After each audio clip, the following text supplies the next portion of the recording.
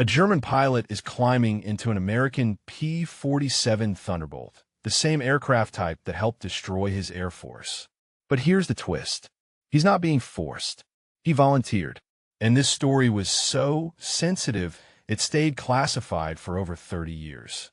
What you're about to hear challenges everything we think we know about loyalty, betrayal, and professional respect in wartime. Before we dive into this classified story, hit subscribe and like the video. You won't want to miss what comes next. By the end of this video, you'll understand why the Pentagon buried this story and why it finally matters today. This is the tale of Klaus Brenner and how a death sentence became an unlikely partnership that helped shape the future of aviation. To understand how unprecedented this story truly is, we need to go back to January 1945. The Third Reich is collapsing.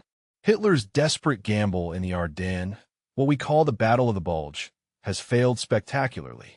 German cities are burning under Allied bombs.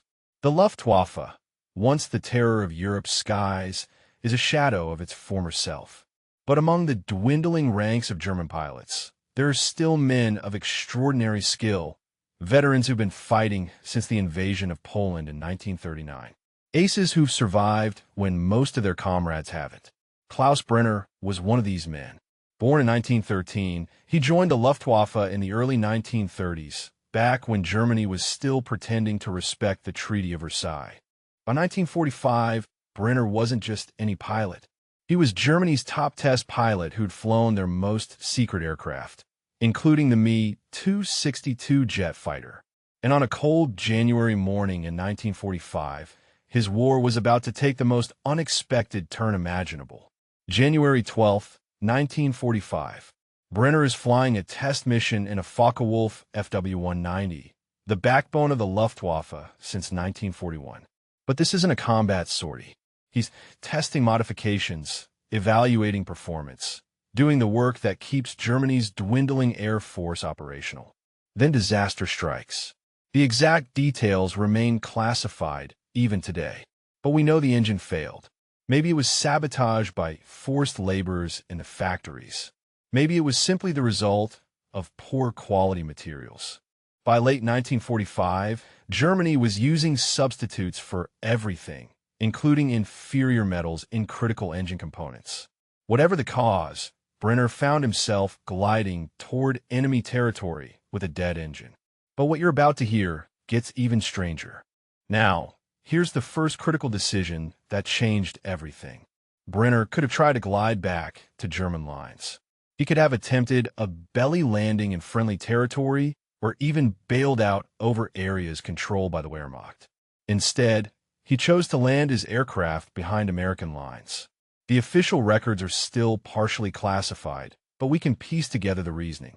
Brenner later claimed he was concerned about civilian casualties if he attempted an emergency landing in a German town or city. The Americans, he reasoned, would at least follow the Geneva Convention. When American forces reached the crash site, they found something extraordinary. A nearly intact German test aircraft and alive in the cockpit. One of the Luftwaffe's most experienced test pilots. Standard protocol was clear.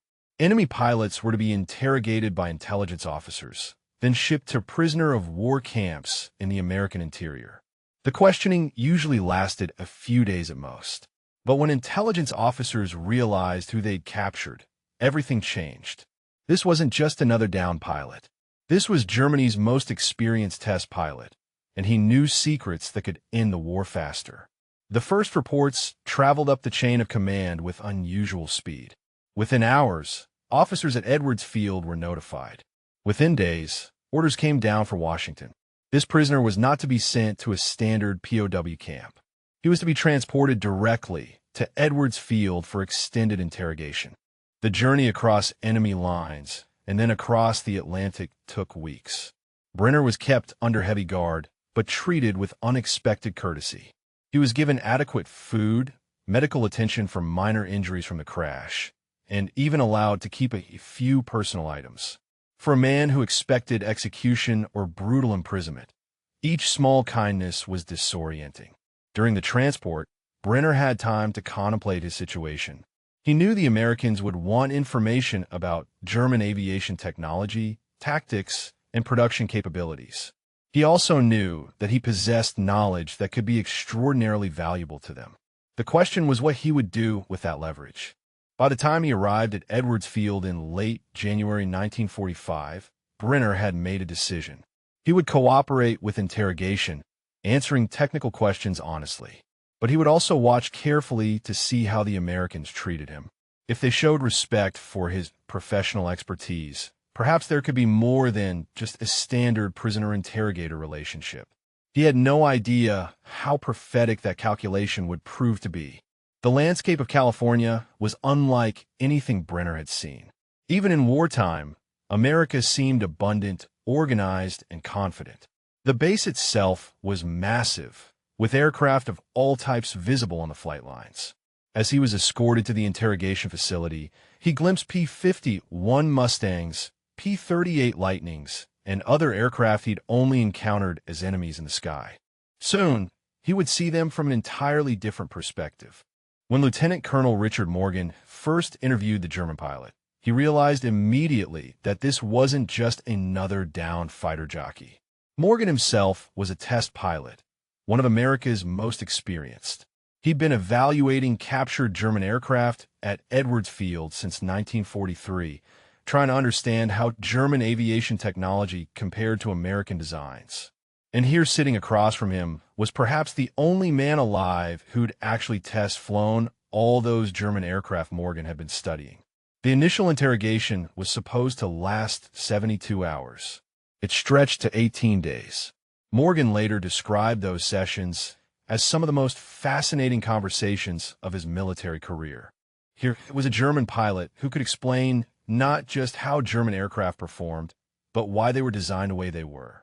He could describe the thinking behind German aviation doctrine, the trade-off German engineers had made, the problems they tried to solve. The Americans' response shocked everyone, including Brenner himself. And that's when Morgan got an idea that would have been unthinkable just months earlier. What if he asked his superiors, instead of just asking Brenner about German aircraft, we let him evaluate our planes? The response was immediate and predictable. Absolutely not. The security implications were enormous. American aircraft designs were classified. Having an enemy pilot fly American planes would violate every security protocol in the book. But Morgan persisted. The debate went all the way to the Pentagon. It took exactly 26 days before a decision came down from Washington. What happened next violated every security protocol the Americans had, but the intelligence they gained was worth the risk. The classified memo that authorized Operation Harvest's most secret component landed on Morgan's desk in February 1945. The conditions were extraordinary. First, Brenner would remain technically a prisoner of war, but would be housed in comfortable quarters at Edwards Field rather than a POW camp. Second, he would be given access only to aircraft that the Germans had already encountered in combat. No experimental or prototype designs. Third, every flight would be monitored by armed guards, and the aircraft would be modified to prevent any attempt at escape. But the most important condition was this. Brenner had to agree voluntarily. There could be no coercion, no threats, no promises of better treatment. If he refused, he would be treated exactly like any other prisoner of war. When Morgan presented the offer to Brenner, the German pilot's first response was silence. For nearly 10 minutes, he said nothing at all. Later, Brenner would describe that moment as one of the most difficult of his life. He was being asked to actively assist the war effort of his nation's enemies. Even though Germany was clearly losing, the war wasn't over. But Brenner was also a professional aviator, and the offer was extraordinarily tempting. Here was a chance to fly aircraft he'd only seen in combat, to evaluate designs from the inside rather than trying to shoot them down. Finally, Brenner spoke. I have conditions of my own. Now, pause for a second and think about this. You're a prisoner of war. Your country is losing. Your captors offer you freedom in exchange for betraying everything you've sworn to defend. What do you do? Keep that question in mind, because Brenner's answer reveals something profound about human nature. His demands were simple but telling. First, he would not fly any mission that could directly harm German forces. Second, his evaluations would be honest and professional. Third, when the war ended, he wanted help immigrating to the United States. After heated Pentagon debates, the impossible decision came down. March 18, 1945. Edwards Field, California. Klaus Brenner walks across the tarmac toward a Republic P-47D Thunderbolt, the aircraft that more than any other had broken the back of the Luftwaffe. The irony wasn't lost on anyone watching. The P-47 had been designed specifically to escort American bombers deep into German territory. It was P-47S that had shot down many of Brenner's comrades. Now, a German test pilot was about to evaluate the very weapon that had helped defeat his air force. But for Brenner, walking toward that aircraft was like approaching a work of art. Everything about the Thunderbolt impressed him, starting with the ground crews preparing it for flight. German aircraft maintenance in 1945 was often slapdash, hampered by parts shortages and undertrained personnel. Here he saw American ground crews who were meticulous, professional, working with equipment that was clean, well-maintained, and obviously built to last. His first flight lasted 2 hours.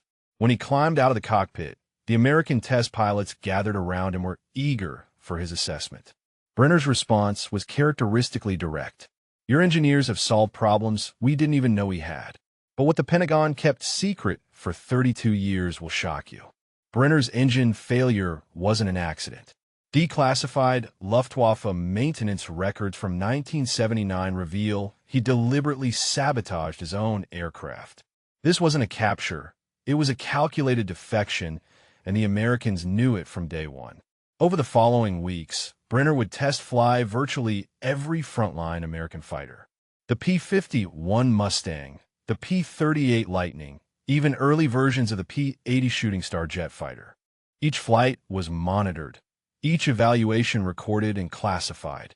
What Brenner revealed next stunned American test pilots. When evaluating the P-47 Thunderbolt, he immediately identified why German pilots had struggled against it. "German fighters are built for short-range interception," he explained. "We assumed American pilots would fight the same way, but you've built aircraft for endurance, for long missions deep in enemy territory. Your pilots can stay and fight when our pilots must return to base."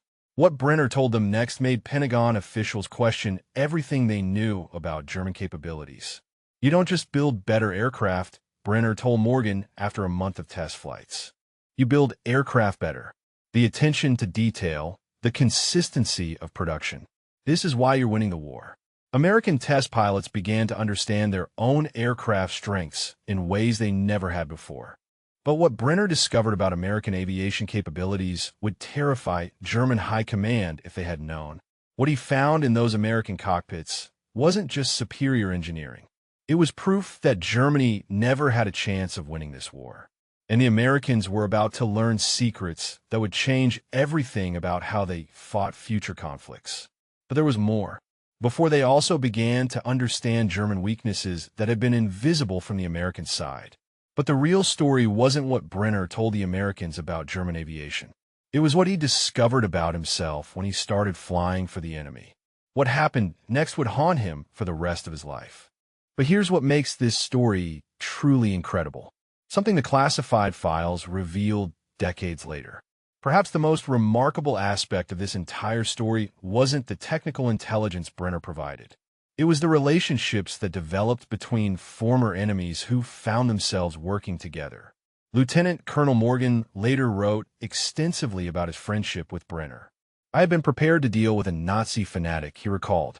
"Instead, I found myself working with a consummate professional who approached every flight with the same dedication I try to bring to my own work." The American pilots at Edwards Field initially viewed Brenner with suspicion. This was understandable. Just months earlier, he'd been part of the military machine trying to kill them.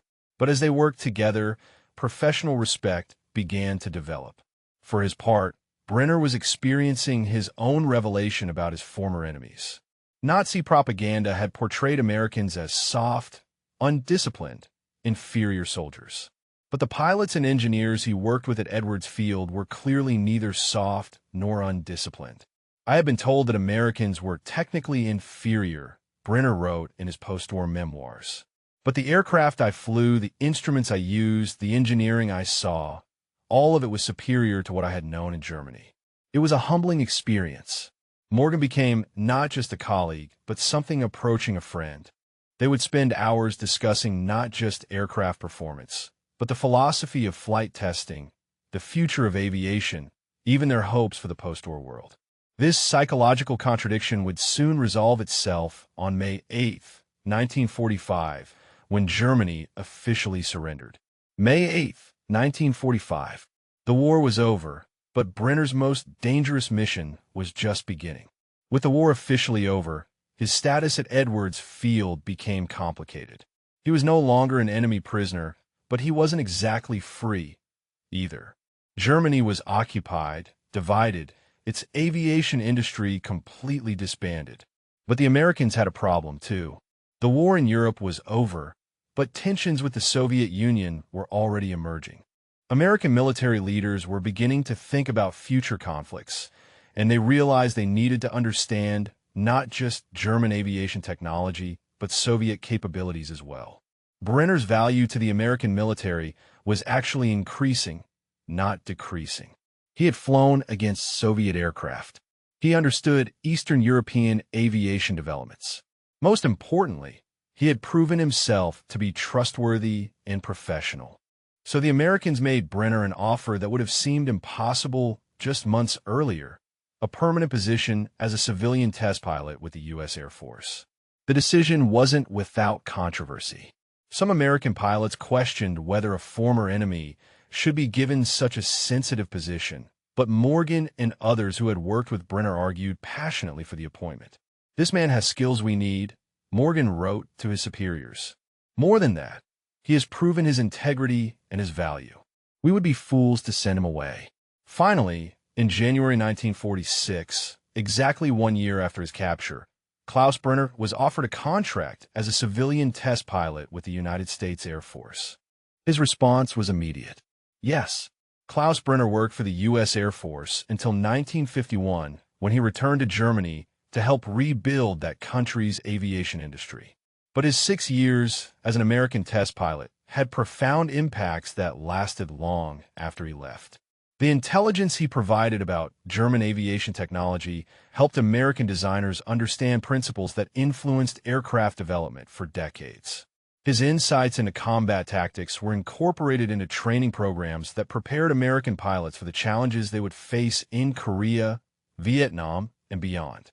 But here's the bombshell the Pentagon buried for 3 decades. Information so sensitive they classified it above top secret. The Brenner program wasn't just about one German pilot. It was the blueprint for Operation Paperclip, and it involved over 200 German aviation experts. Brenner was just the test case. The program that brought Brenner to Edwards Field was part of a larger operation called Paperclip, the American effort to recruit German scientists and engineers for the post-war world. While Paperclip is often remembered for controversial figures like rocket scientist Wernher von Braun, the aviation specialists like Brenner were arguably just as valuable. Brenner himself became something of a legend in aviation circles. After returning to Germany, he continued working as a test pilot and aviation consultant well into the 1970s. He flew virtually every major aircraft developed in the post-war era from both sides of the Iron Curtain. Morgan, who remained friends with Brenner until the German pilot's death in 1998, put it differently. Klaus showed us that professional competence and personal integrity transcend national boundaries. Even in the middle of the most destructive war in human history, it was possible for former enemies to work together toward common goals. This raises the obvious question: was Brenner a traitor or a professional doing what he thought was right? The answer isn't simple, but the declassified files reveal something that changes how we should judge his decision. Consider what both sides gained from this arrangement. The Americans got invaluable intelligence about German aviation technology and tactics, but they also got something more: a deeper understanding of their own aircraft's capabilities seen through the eyes of someone who'd been trying to defeat them. Brenner gained something, too. He got the chance to survive the war and build a new career in the post-war world. But more than that, he got to continue doing what he loved, testing aircraft and advancing the science of flight rather than rotting in a prisoner of war camp. Perhaps the most important lesson of this story is that even in the most polarized conflicts, there are usually individuals on both sides who can recognize shared interests and common ground. The classified files on Klaus Brenner's service with the U.S. Air Force weren't fully declassified until 1979. For exactly 32 years, one of the most extraordinary prisoner of war stories of World War II remained buried in military archives. Why the secrecy? Partly because the technical intelligence Brenner provided remained classified for decades, but partly because the story challenged comfortable narratives about good and evil, about loyalty and betrayal, about who could be trusted and who could not. Brenner's story reminds us that history is rarely as simple as we'd like it to be. Real human beings are more complex than the categories we use to divide them. Professional competence, personal integrity, and shared expertise can create bonds that transcend political boundaries. Today, Klaus Brenner is remembered in aviation museums on both sides of the Atlantic. In Germany, he's honored as one of the greatest test pilots of the 20th century. In the United States, he's remembered as a valuable contributor to American aviation development during the critical early years of the Cold War. In a world that often seems divided by insurmountable differences, Klaus Brenner's story offers hope that professional respect and human decency can sometimes triumph over the forces that seek to divide us. Here's my question for the veterans and history buffs watching. If you were in Brenner's position, captured, your country losing, offered a chance to use your skills for former enemies, what would you do? And for those who served, have you ever found professional respect with someone who was supposed to be your enemy? Drop your thoughts below. I read every comment, and the best discussions often become future video topics.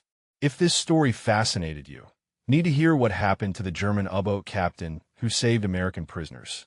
That story was classified even longer. Hit subscribe because next week's episode will blow your mind. Until then, remember that history is full of surprises, and the most important lessons often come from the stories we thought we knew but didn't know completely. The tale of Klaus Brenner stands as one of the most extraordinary examples of how professional respect can transcend even the deepest conflicts. His journey from enemy pilot to trusted colleague revealed something fundamental about human nature. That loyalty to craft and integrity of purpose can sometimes bridge divides that ideology insists are unbridgeable.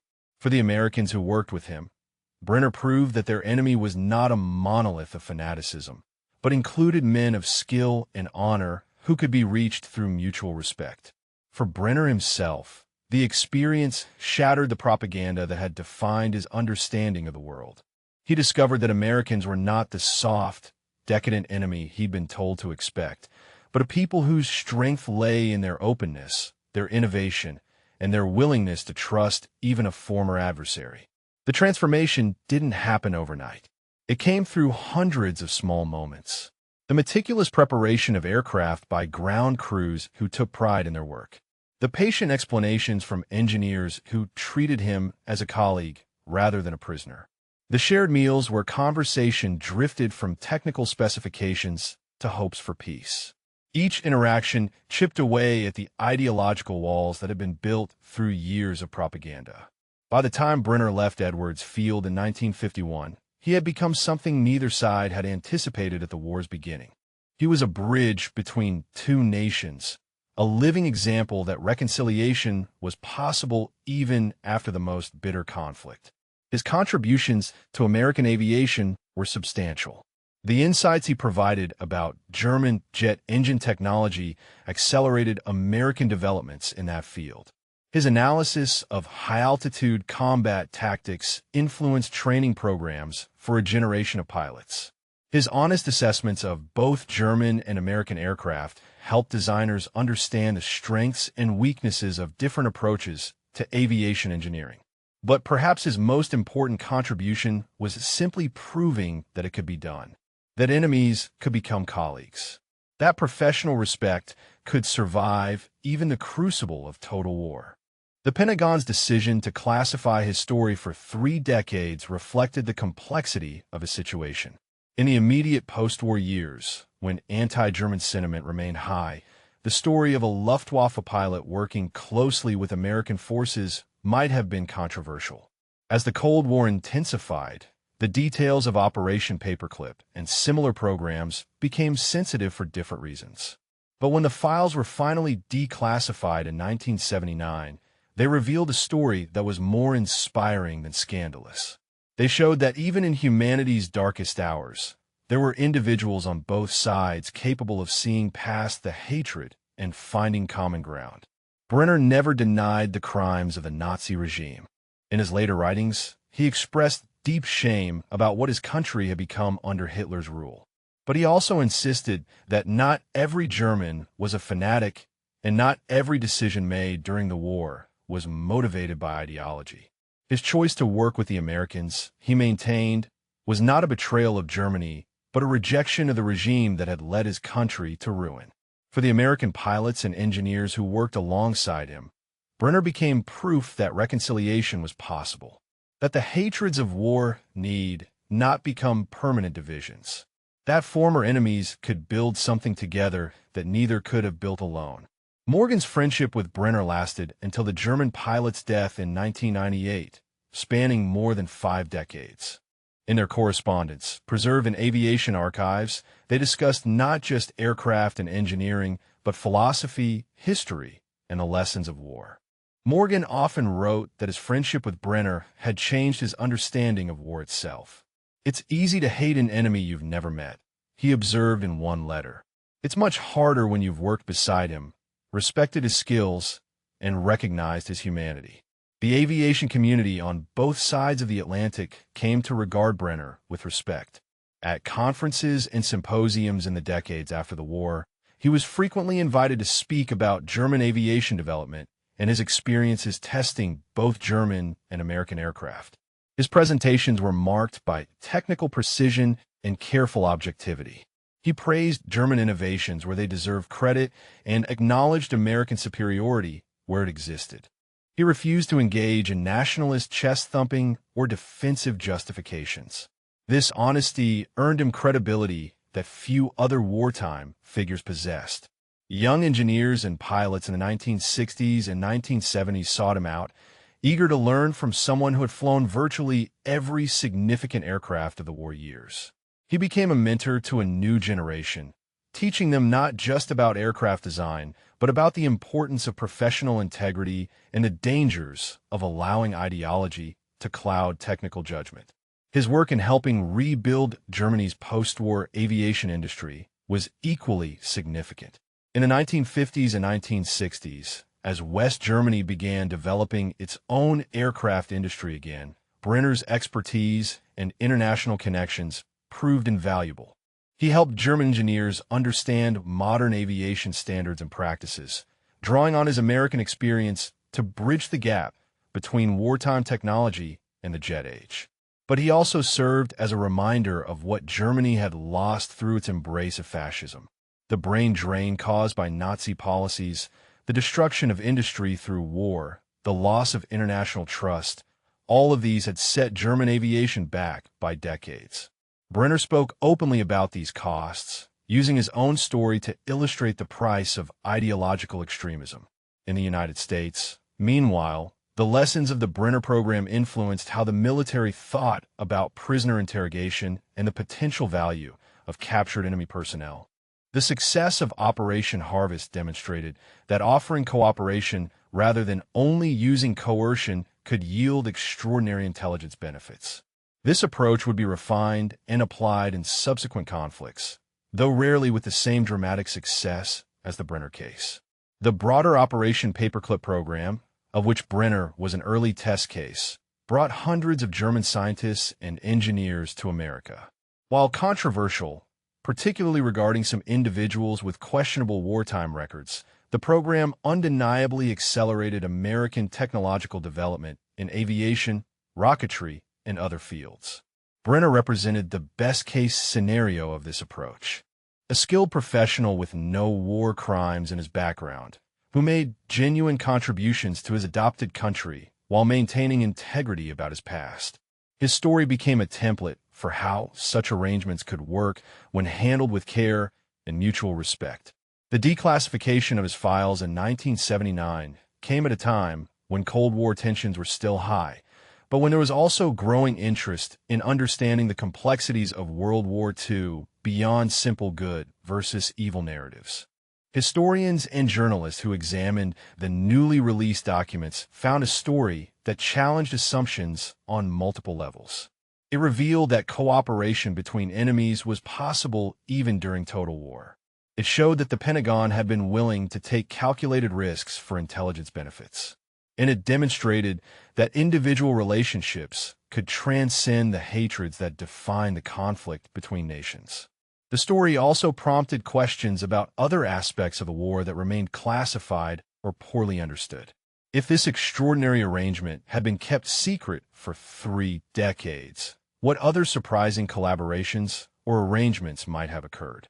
Brenner himself gave several interviews after the declassification, though he was by then in his 60s and less comfortable with public attention than he had been in his flying days.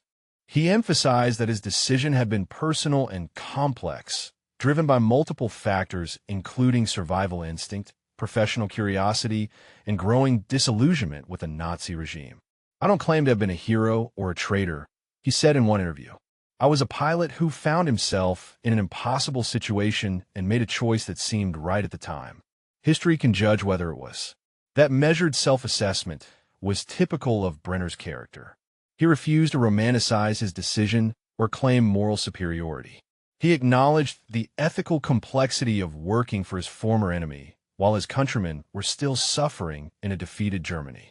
But he also maintained that his contributions to American aviation and his later work rebuilding German aviation represented positive outcomes from a difficult choice. The aviation artifacts associated with Brenner's story became prized items for museums and collectors. The P-47 Thunderbolt he first flew for the Americans was eventually restored and placed in a museum, with a plaque noting his role in evaluating it. Photographs of Brenner with American test pilots at Edwards Field became iconic images, symbolizing the possibility of reconciliation after conflict.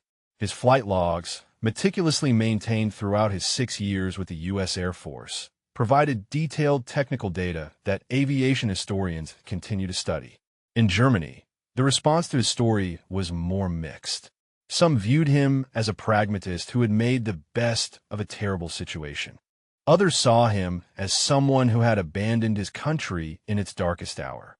The debate reflected broader German struggles with the legacy of the Nazi era and questions of complicity, resistance, and survival during those years. Brenner addressed these criticisms directly in his later writings. He pointed out that by January 1945, Germany's defeat was inevitable and continuing to fight would only prolong suffering. His cooperation with the Americans, he argued, harmed no German soldiers and may have helped advance aviation technology that benefited everyone in the post-war period. He also noted that he had never been a member of the Nazi Party and had focused on technical work rather than political ideology throughout his career. Whether these justifications were sufficient remained a matter of debate.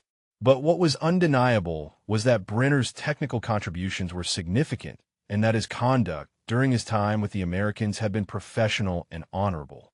The relationship between Brenner and Morgan became a case study in military academies and intelligence training programs. It illustrated how building trust with captured enemy personnel could yield intelligence that coercion never could. It showed the importance of identifying individuals whose skills and knowledge made them valuable beyond standard interrogation protocols.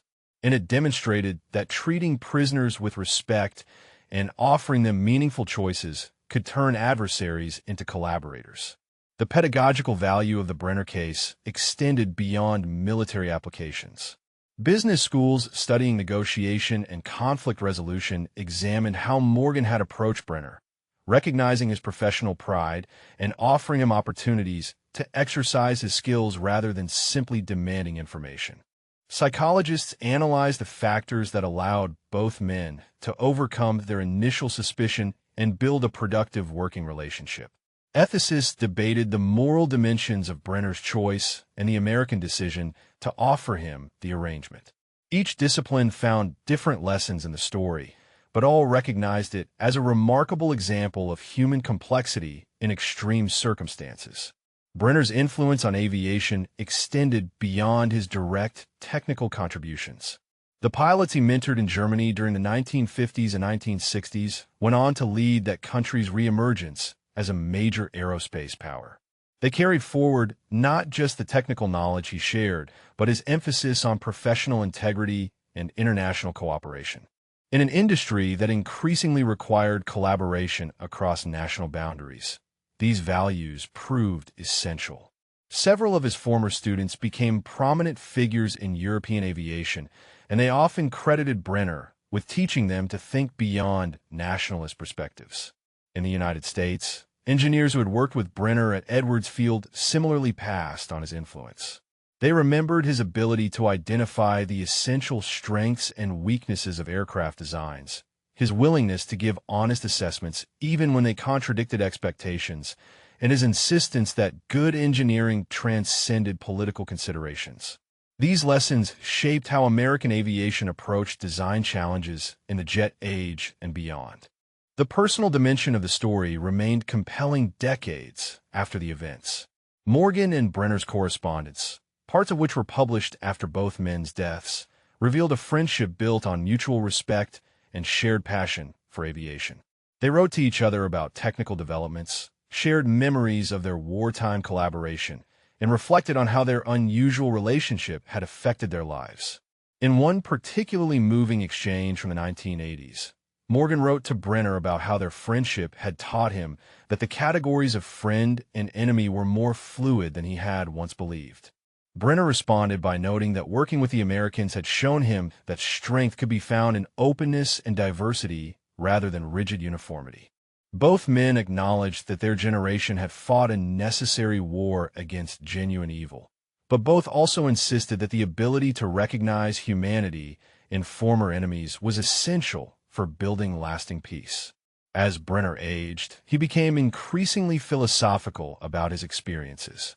In interviews and writings from his final years, he emphasized that his story was not unique, only unusually well documented. Countless individuals on both sides had made difficult choices during the war, he noted, and many had found ways to move beyond hatred in the post-war period. His story happened to be dramatic enough to capture attention, but the underlying lessons about human complexity and the possibility of reconciliation were universal. When Klaus Brenner died in 1998 at the age of 85, obituaries appeared in major newspapers on both sides of the Atlantic. They celebrated his contributions to aviation and noted the extraordinary circumstances that had made those contributions possible. Morgan, then in his late 80s himself, wrote a tribute that captured the essence of their relationship. Klaus taught me that even in war, there are individuals who can rise above the conflict and recognize shared values, he wrote. Our friendship was built on respect for skill and integrity, and it endured because we never forgot what had brought us together, a love of flight and a commitment to excellence. The aviation museums that displayed artifacts from Brenner's career became pilgrimage sites for aviation enthusiasts and students of history. The contrast between his early service with the Luftwaffe and his later work at the U.S. Air Force encapsulated the dramatic transformations of the 20th century. Visitors studied photographs of him standing beside German and American aircraft, read excerpts from his technical reports, and contemplated the choices he had made. Educational programs built around his story emphasized the complexity of wartime decisions and the importance of seeing beyond propaganda to recognize individual humanity. The lessons of the Brenner case remain relevant today. In an era of continuing international tensions and conflicts, his story reminds us that even the most bitter enemies can find common ground when they focus on shared professional values and mutual respect. It demonstrates that intelligence and understanding gained through cooperation often exceed what can be obtained through coercion. And it shows that the categories we use to define friend and enemy, though necessary during conflict, need not be permanent. The classified nature of his story for 3 decades also serves as a reminder that history is always more complex than initial narratives suggest. What seemed like a simple story of Allied victory over Nazi Germany contained within it countless individual stories of moral complexity, difficult choices, and unexpected collaborations. The gradual declassification of World War II documents continues to reveal such stories, enriching our understanding of that pivotal period.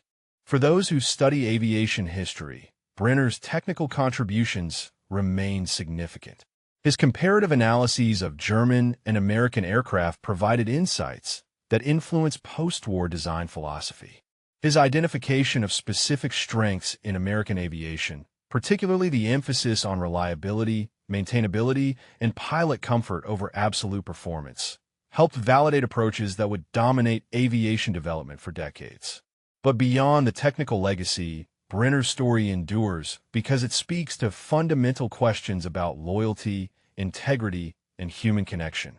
It asks us to consider what we owe to nations, to professions, to ideologies, and to individual conscience. It challenges us to think about whether reconciliation requires forgetting the past or confronting it honestly. And it suggests that even in humanity's darkest moments, individuals can make choices that point toward a better future. The final word perhaps belongs to Brenner himself. In one of his last interviews, asked whether he had any regrets about his decision to work with the Americans, he paused before answering. "I regret the war," he said finally. "I regret what my country became and the suffering that resulted. But I don't regret the choice I made in January 1945. It allowed me to survive, to continue doing work I loved, and perhaps to build a small bridge between former enemies. History will judge whether that was enough."